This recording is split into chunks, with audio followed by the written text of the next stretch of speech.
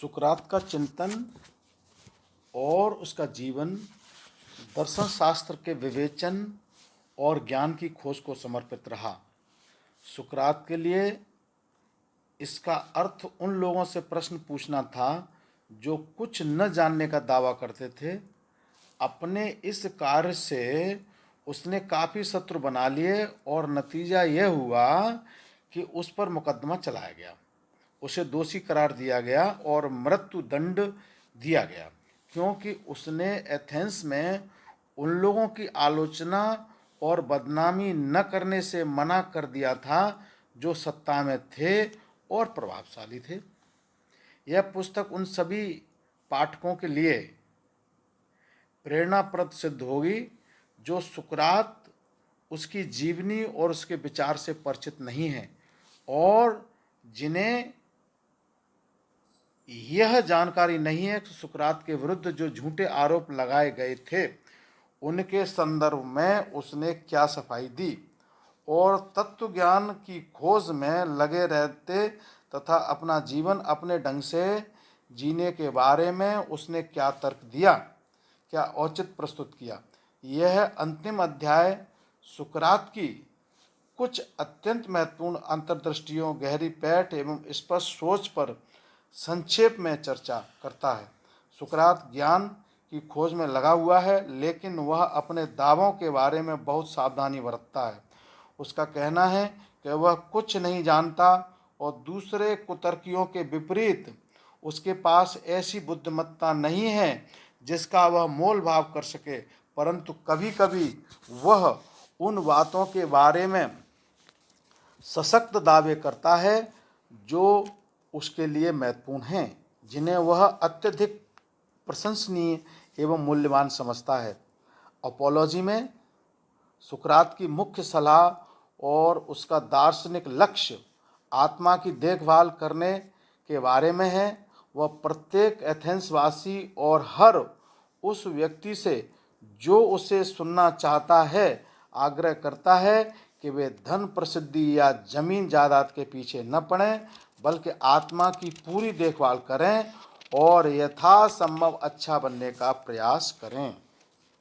सुकरात का मानना है कि धन, दौलत, मान, प्रतिष्ठा, प्रसिद्धि आदि का इतना महत्व नहीं है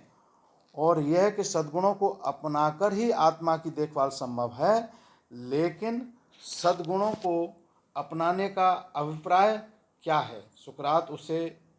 सुनने चाह रखने वाले हर व्यक्ति से आग्रह करता है कि वे धन, प्रसिद्धि या जमीन जायदाद के पीछे न पड़ें, बल्कि आत्मा की पूरी देखभाल करें और उसे यथासंभव अच्छा बनाने का प्रयास करें। प्राचीन यूनानी संसार में सद्गुण को अरेत कहा जाता था और किसी भी प्रकार की श्रेष्ठता के लिए उसका प्रयोग किया जाता था। सद्गुण को उन मनकीय गतिविधियों के दौरान प्राप्त किया जाता है और प्रयोग में लाया जाता है जिनमें संलग्न रहने और श्रेष्ठता हासिल करने से कुछ कुछ ऐसे अतिरिक्त सद्गुण, अच्छे परिणाम और लाभ प्राप्त होते हैं जिन्हें उन्हीं गतिविधियों या उसी प्रकार की गतिविधियों में पाया जा सकता है। हालांकि गेंद को लात मारना किसी गतिविधि की कोटि में और उस क्षेत्र में नहीं आता है जिसमें उत्कृष्टता प्रदर्शित की जाती है, लेकिन फुटबॉल का खेल अवश्य उस श्रेणी में आता है, क्योंकि एक अच्छा खिलाड़ी बनने के लिए खेल को सीखना जरूरी होता है, जैसे कि गुट बनाकर खेलना, दूसरों के साथ तालमेल बिठाकर खेलना, निष्पक्ष होकर आदर्श सहित एवं नियमानुसार खेलना और अल्पकालिक एवं दीर्घकालिक लक्ष्यों को ध्यान में रखते हुए आगे बढ़ना। इसके अलावा इन अच्छे गुणों को प्राप्त करना एक आदर्श खेल का हिस्सा माना जाता है और यदि कोई व्यक्ति उन गुणों के इर्द गिर्द ही घूमता रहता है तो यह कभी भी एक अच्छा खिलाड़ी नहीं बन सकता। राजगिरी का काम कोई ऐसी गतिविधि नहीं है जिसमें सद्गुणों को प्रदर्शित या विकसित किया जा सके, लेकिन वास्तुशिल्प है। इसी ऐसी अनेक गतिविधियां एवं क्रियाकलाप हैं जिनके अध्यवसाय में सद्गुणों का प्रयोग किया जा सकता है, क्योंकि कला, संगीत, दर्शन शास्त्र, गणित, विज्ञान, विधि, लेखन आदि के क्षेत्र में इन क्रियाकलापों से जुड़े कई प्रकार के अन्य लाभ एवं पुरस्कार भी प्राप्त होते हैं। और इस तरह आप न केवल अपने क्षेत्र में श्रेष्ठता प्राप्त कर रहे होते हैं, बल्कि उन विषयों एवं अन्य दिशाओं में भी अच्छा ज्ञान हासिल कर रहे होते हैं। सच है कि इन गतिविधियों में लगे रहकर व्यक्ति को आदर, सम्मान, सामाजिक प्रतिष्ठा और धन की प्राप्ति हो सकती है, लेकिन उन्हें सद्गुणों से जोड़ने वाली चीज़ें ये बाहरी वस्तुएं नहीं हैं, बल्कि सद्गुणों, क्षमताओं, योग्यताओं और अंतर्दृष्टियों को प्राप्त करना है, जिन्हें उन क्रियाकलापों में श्रेष्ठता के जरिए ही हासिल किया जा सकता है। दर्शन शास्त्र के क्षेत्र में अनेक वर्षों तक अनेक विचारकों का अध्ययन करके ज्ञान की खोज में लगे रहने से व्यक्ति को न केवल दर्शन शास्त्र के बारे में जानकारी मिलती है और ज्ञान के दावों की परख करना आ जाता है, अपितु वह दूसरों के लिए एक बेहतर श्रोता भी बन सकता है, अपने निजी विचारों से भिन्न विचारों पर अधिक ध्यान दे सकता है, अधिक शिष्ट एवं विनम्र बन सकता है और अपने विचारों को अधिक स्पष्टता के साथ व्यक्त करने तथा बेहतर ढंग से सोचने की योग्यता प्राप्त कर सकता है और दूसरे लोगों के विचारों के प्रति अधिक उदार हो सकता है, आदि आदि। ध्यान देने योग्य महत्व की बात यह है कि कुछ जटिल क्रियाकलापों में लगे रहने से जो बाहरी लाभ प्राप्त होते हैं, जैसे कि धन, दौलत एवं अच्छी नौकरी, वे दुर्लभ हैं और उनको हासिल करने के लिए अक्सर होड़ लगी रहती है और उस होड़ में कभी कभी किसी को सफलता मिलती है, किसी को हार, लेकिन आंतरिक लाभ, सद्गुण, जिन्हें सुकरात प्रशंसनीय वस्तु मानता है, किसी के भी लिए सदैव स्वतंत्र एवं प्रचुर है एवं उपलब्ध रहते हैं और उनका भंडार दूसरों के लिए कभी खाली नहीं होता। इसके अलावा उनका पालन करने से आप न केवल एक बेहतर इंसान बनते हैं, बल्कि आपके आसपास के लोग भी उससे लाभान्वित होते हैं। यह भी संभव है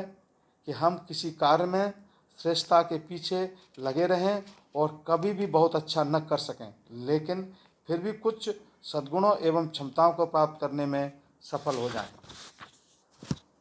इस तरह हम देखते हैं कि बहुत अच्छे खिलाड़ी न होते हुए भी इनकी और दर्शन शास्त्र के विद्यार्थियों को लाभ मिलता है। फिर भी एक बात निश्चित है कि अधिकतर लोग बाहरी लाभों पर आंखें गड़ाए रखते हैं और जटिल मानवीय कार्यों एवं प्रयासों को उन्हें प्राप्त करने का साधन मानते हैं और अक्सर सद्गुणों की चाह करने वाले बहुत कम लोग होते हैं। सद्गुण और श्रेष्ठता की यह धारणा जिसका मैं वर्णन कर रहा हूँ, समकालीन विश्व में बहुत जानी पहचानी और सुप्रकट नहीं है। नीति शास्त्र के बारे में सुकरात की विचार शैली का यह एक महत्वपूर्ण अंग है। उसके बारे में अनूठी बात यह है कि उसके केंद्र में व्यक्ति की खुद को बनाने की कोशिश होती है। यह अपने पर दबाव डालने, अपने साथ कठोर बनने के बारे में है। इसका संबंध अपना विकास, परिष्कार करने और खुद को बनाने का कार्य करने से है। सद्गुण का पालन करने के लिए उनको समझना और उनकी स्पष्ट जानकारी का प्राप्त होना आवश्यक है। आपको उन पर पैनी नज़र रखनी चाहिए, लेकिन आपको अपने बारे में एक निर्णायक धारणा बनाने की ज़रूरत है कि आप उन्हें पाना चाहते हैं, लेकिन आप में उनकी कमी है और यह धारणा कि आप ही वह व्यक्ति हैं जिसके पास वे सद्गुण हैं और उनकी शक्ति है, ताकि आप पहले वाली स्थिति से बाद वाली स्थिति में आ सकें। दूसरे शब्दों में, अपनी अंतर्निहित तक पहुंचने और अच्छा बनने के लिए आपको अपने बारे में इस धारणा की आवश्यकता है कि आप कौन हैं और इस बात पर आधारित अपनी धारणा कि आप कौन हो सकते हैं, जिससे कि आप उसे साकार कर सकें और उस लक्ष्य की ओर बढ़ सकें। यह धारणा कि अच्छा होने का क्या मतलब है, उस प्रचलित सस्ती और सहज नैतिकता से भिन्न है जो आपकी दृष्टि दूसरों के तथाकथित पापों पर लगे रहने और दूसरों के बारे में बहुत जल्दी एवं कठोर फैसला करने से आती है। सुकरात को उन भीषण किंतु झूठ बातों के कारण दोषी ठहराया गया और मौत की सज़ा दी गई। जो बातें उसके बारे में उन लोगों द्वारा कही गई थीं जो इस तरह की बातें सुनते हैं, उनमें कुछ जोड़ तोड़ करते हैं और फैलाते हैं। जाहिर है कि जो लोग हमेशा दूसरों के दोषों की बात करते हैं, वे लोग जो हमेशा दूसरों की के तथाकथित बुरे व्यवहार और कार्यों पर हैरानी दर्शाते हैं, और वे लोग जो दूसरों की को नीचा दिखाकर ही अपने बारे में अच्छा महसूस कर सकते हैं, वे नहीं जानते हैं कि सद्गुण किसे कहते हैं और उन्हें पाने का रास्ता क्या है। वे लोग जो मुल्लाओं की तरह दूसरों को सीधा करते हैं और दंड देते हैं, अपने न्यायसंगत होने के बारे में इतने निश्चयी नहीं होते हैं कि वे इतने निश्चयी होते हैं कि वे अपनी नैतिक अंधता और कमियों या स्वयं को बेहतर बनाने के बारे में शायद ही कभी चिंता करते हों। इसके विपरीत सद्गुण हमें यह ज्ञान देते हैं कि क्या करना चाहिए, आत्मा की देखभाल कैसे करनी चाहिए, अच्छा बनने के लिए क्या करना चाहिए और सुख कैसे प्राप्त किया जा सकता है, लेकिन यह नहीं सिखाते कि दूसरों की निंदा कैसे की जाती है। दूसरे लोग खुद को क्या बनाते हैं, यह वास्तव में ज़्यादातर उनका अपना निर्णय होता है और हमारी सोच के परे होता है, लेकिन हमारी ज़िंदगी पर हमारा इतना अधिकार होता है और हम अपने साथ जो चाहें कर सकते हैं। हम वास्तव में दूसरों की बुरी बातों के बारे में चिंता नहीं करते हैं। हम अधिकतर उन्हें खुला रास्ता दे देते हैं और उनसे ज़्यादा कुछ अपेक्षा नहीं करते, लेकिन हम अपने कार्यों की जिम्मेदारी लेते हैं और उन पर निकट दृष्टि रखते हैं। यह उन पर भी बराबरी रहती है जो मुझे भली भांति जानते हैं। हम गपशप पसंद नहीं करते और प्रायः दूसरों से कहते हैं कि वयस्क लोग रजामंदी से जो कुछ भी करते हैं हम उसे बुरा नहीं मानते और ऐसी बातें सुनने में हमारी कोई रुचि नहीं है। निश्चित रूप से हम दूसरे के मन में घुसकर नहीं देख सकते हैं और न ही उन्हें बाध्य कर सकते हैं कि वे अपने मन की गुत्थी खोलें और कुछ भी ऐसा अश्लील एवं अनैतिक न करें जिससे हमारे विरुद्ध प्रयोग किया जाए। लेकिन उन मामलों में भी हमारी मनोवृत्ति होती है, यदि इतना ही जरूरी है तो साहस करो और हमारे अतिथि बनो। पाठकों, सचमुच यदि तुमने हमारे साथ गलत किया तो हम वास्तव में उसे पसंद नहीं करेंगे, लेकिन मैं इस पर अधिक चर्चा नहीं करूँगा क्योंकि आप जो भी करते हैं उससे हमारा कोई सरोकार नहीं है। शेष भाग 2 में। Thank you.